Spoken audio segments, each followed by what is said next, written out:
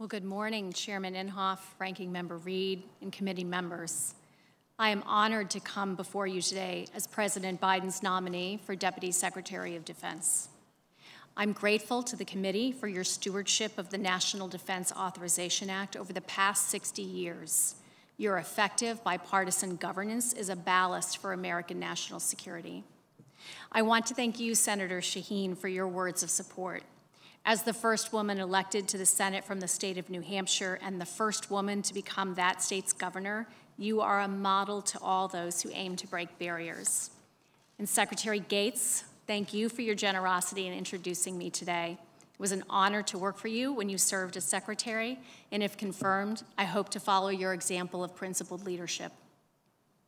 My deepest thanks go to my husband, Tom, whose love and support have been my anchor for 27 years. Our greatest joy is our 3 children, who teach me patience and humility routinely. I'm also grateful for my large and formidable Irish-American family.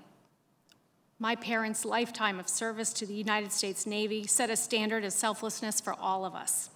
I am honored to sit before you today in the hopes of carrying on that family legacy of service. If confirmed, I would be returning to a department where over much of the past 3 decades, I worked alongside dedicated women and men, civilian and military. I could not be prouder at the prospect of serving with them once more. The overriding mission of the Defense Department is to deter adversaries and defend the United States and her citizens. Challengers who seek to undermine America's interests by force should never doubt our resolve or readiness to thwart their aims. The Department is most effective when it is working in concert with other tools of national power. Our military strength bolsters the work of our diplomats, reinforces our alliances and partnerships, and strengthens our prosperity. If confirmed, foremost among my charges would be to help translate the rhetoric of strategic competition into the reality of execution. China is the pacing challenge of our time. Armed conflict between the United States and China is not desirable, and it is not inevitable. The U.S. military plays a critical role in preventing that outcome. We must stand ready today, and we must modernize if deterrence is to endure. If confirmed, I would seek to increase the speed and scale of innovation in our force. The Defense Department cannot do this alone. It must engage Congress, expand public-private partnerships, and work with America's allies and partners.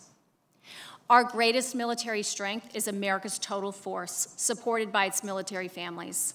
We must not forget that the Defense Department's workforce is America's workforce. The pandemic has tested the U.S. military just as it has tested all Americans. The Defense Department has a vested interest in leaning into COVID response efforts as President Biden has directed and Secretary Austin has committed. But most challenges facing the force and military families did not begin with COVID, and they will not disappear at its end. If confirmed, I will assist Secretary Austin in bringing enduring, consistent focus to total force health and quality. We must address suicide and mental health, housing, child care, and food insecurity. We must root out violent extremism, systemic racism, sexual assault and harassment, and other inhibitors to readiness. And this is a matter of readiness. We will not be able to attract and retain the world's finest force, one that represents our democracy, if we cannot hold accountable those who threaten its viability from within.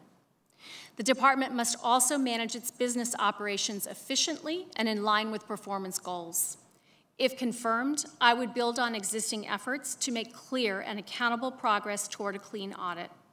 I would also immediately assess the disposition of responsibilities previously assigned to the Chief Management Officer and make any adjustments needed. Our success in meeting these goals requires a regular and constructive dialogue between the Department and Congress. If confirmed, I will help Secretary Austin facilitate communication and exchange with you and your staff. The nation needs us to work together. Members of the committee, if confirmed, I would bring to these challenges a professional life spent committed to improving the nation's defense. I would bring an insider's knowledge of the levers for action and an outsider's drive for reform. I would bring a commitment to restoring healthy civil-military dynamics and establishing regular order. And I would be proud to put another crack in the glass ceiling of the department I've spent most of my adult life serving. Senators, I look forward to your questions and am grateful for this time with you today. Well, thank you very much,